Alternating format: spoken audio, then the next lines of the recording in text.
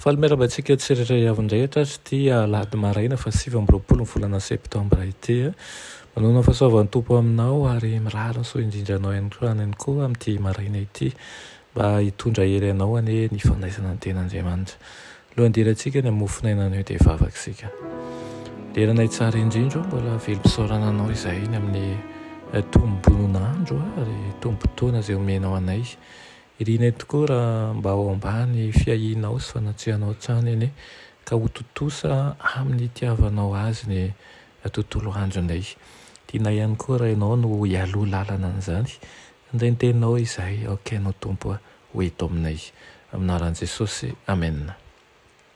Ny teny mofinainantsika androany dia manao hoe rehefa mifeny fiainana ny fahamarinana. Ilaina amin'ny Jaona 9:12 manao hoe izay manaraka tsy mba handeha maizina fa hanana ny fahazavanaina. Amen. Niraisin'i Jesosy tompo an'ny tenany nienjiky ny olona mpanota, nosaronany tamin'ny maha-olombelona ny maha-Andriamanitra kanefa masina tahaka ny an'Andriamanitra izay masina izy. Tsy mpamonjy ny taranak'olombelona izy raha toa nahitana fiketrohana na koa peti-pahotana kely. Nitondra ny fahotana izy saingy tsy nila nanaovana fanavotana. Iray tamin'Andriamanitra izy amin'ny fahadiovana sy ny fahamasinany toetra ka afaka nanao fanavotana ho an'ny fahotan'ny izao tontolo izao manontolo mihitsy. Kristy ny fahazavana izao tontolo izao. Amin'ny alalany no amira-piratany fahazavana eo anivon'ny aizina ara-pitondratena. Raha tsy fahazavana manko Kristy dia tsy ho niharihary ny fahamaizinana satria mampiseho ny aizina ny fahazavana. Ary raha isorina ny fahazavana dia tsisy zavatra misy afa-tsy aizina ihany koa. Izao nambaran'i Kristy mikasika ny toerana misy atsika manao hoe izay manaraka tsy mba handeha maizina fa hanana ny fahazavanaina. Izy mihitsy nikita amin'ny maraina mamirapiratra. Izy ihany koa ny masoandro ny fahamarinana ilay efa mira-pirata amin'ny voninahitra ny ray.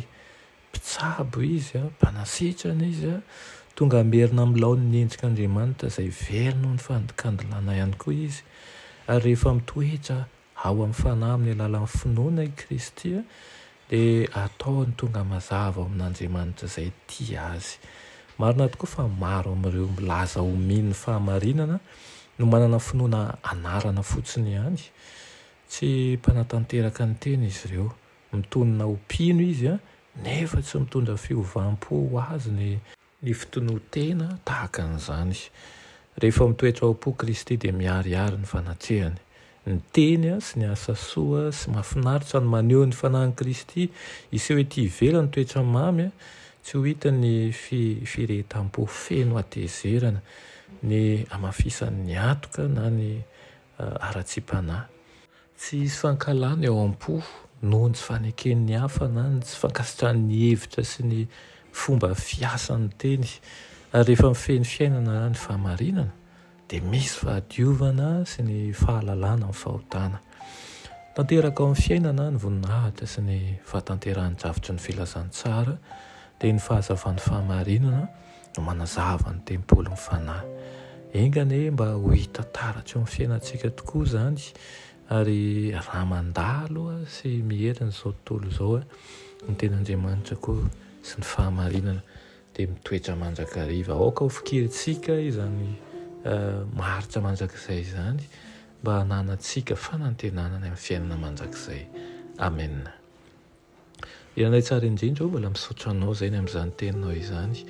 Ampio izay tompo mba hifikitra ao amin'ny mandrakizay ka ianao mihitsy no toko sy mpamonjy anay.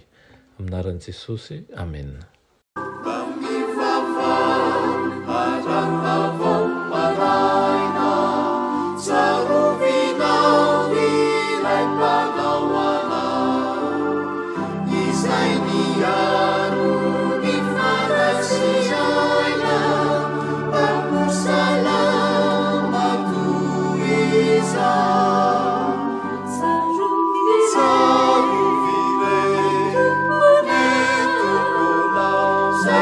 Yeah.